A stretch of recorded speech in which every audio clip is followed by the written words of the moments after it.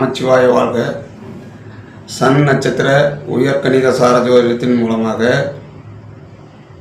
இன்று நாம் எதை பற்றி பார்க்க போகிறோம் என்றால், அத்திக்காடு சுப்பிரமணி ஆகிய நான் இந்த ஆடி மாத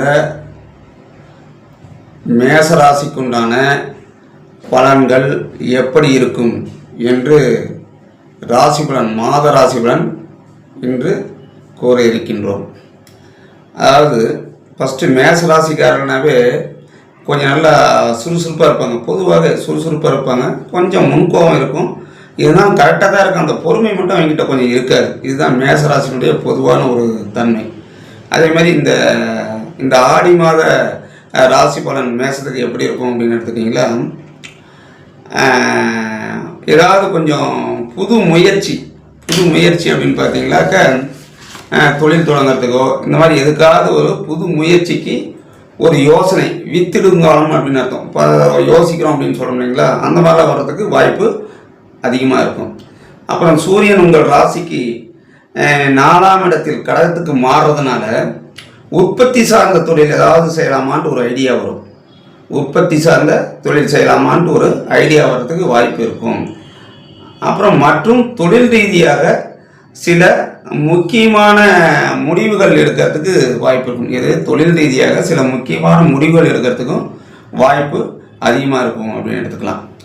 அப்புறம் புதிய பொறுப்புனா இப்போ வேலைக்கு போகிறாங்க இல்லையா, அவங்களுக்கு வந்து புதிய பொறுப்புகள் வர்றதுக்கெல்லாம் வாய்ப்பு, அதாவது அவங்களே கவனம் தேடி வர்றதுக்கெல்லாம் வாய்ப்பு இருக்கும். அப்புறம் அவங்களுடைய உழைப்புக்கு ஏற்ற அங்கீகாரம் கிடைக்கும். மேலும் உங்களுக்கு சாதகமான பலன்கள் தான் நிறைய நடக்கிறதுக்கு வாய்ப்பு இருக்கும், தவிர பாதகமாக நடக்கிறதுக்கு வாய்ப்பு கண்டிப்பாக இல்லை. அதே மாதிரி பேசுகிறோம் இல்லையா, நம்ம பேசும்போது சற்று கவனமாக பேசணும் மேசராசிக்காரர் மட்டும். ஏன்னா அவங்க நல்லதே பேசினாலும் கூட அவங்க குரல் கொஞ்சம் ஹார்ட்டாக இருக்குங்க.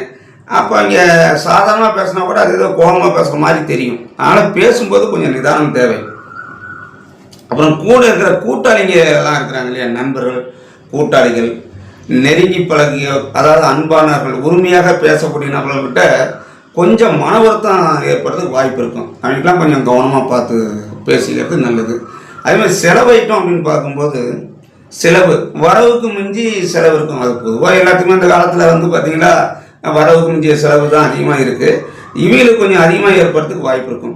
குறிப்பாக எதில் செலவு அதிகமாக இழுத்து விடுறதுக்கு வாய்ப்பு இருக்குன்னு பார்த்தீங்களா, இப்போ வீடு வாங்கலான்னு ஏதாவது ஒரு கடன் வாங்கிறது, அல்லது வாகனத்தை பொறுத்த வரைக்கும் நம்மளுடைய கையிருப்பு என்னவோ அதுக்கு தற்காற்போல் வாங்கி கொள்வது ரொம்ப ரொம்ப நல்லது. ஆசை அதிகமாக காட்டி கொஞ்சம் பெருசாக வாங்கலாம் அப்படி இப்படின்னு ஏதாவது ஒன்று பண்ணோம்னா சுப செலவுகள் மூலம் கடன் அதிகரிப்பதுன்னு அர்த்தம். அதெல்லாம் கொஞ்சம் பார்த்துக்கணும். அப்புறம் சூரியன் 4ஆம் இடத்தில் இருக்கிறதுனால தாயாரினுடைய உடல் ஆரோக்கியத்தில் கொஞ்சம் கவனம் எடுத்துக்கிறது ரொம்ப ரொம்ப நல்லது. தாயாருடைய உடல் ஆரோக்கியத்தில் கவனம் எடுத்துக்கிறது நல்லது.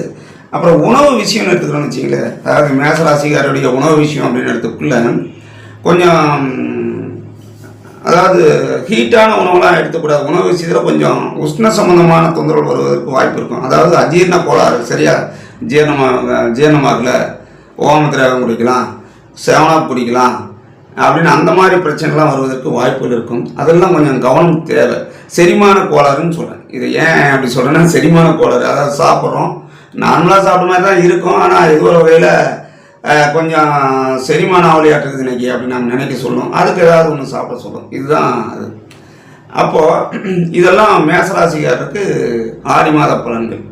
அப்போ இதுக்கு என்ன பரிகாரம் அப்படின்னு எடுத்துக்கிட்டோம்னா, செவ்வாய்க்கிழமை மற்றும் வெள்ளிக்கிழமை முருகன் அல்லது அம்பாள் சன்னதிக்கு போய் 2 நெய் தீபம் போட்டு மனசார வேண்டிக்கணும். அதாவது எனக்கு எந்த சரணடைஞ்சிடணும். வேண்டிக்கணுங்கிறத விட இறைவன்கிட்ட பொதுவாகவே எல்லாம் இதை கொடு அதை கொடு நிறைய கேட்பாங்க.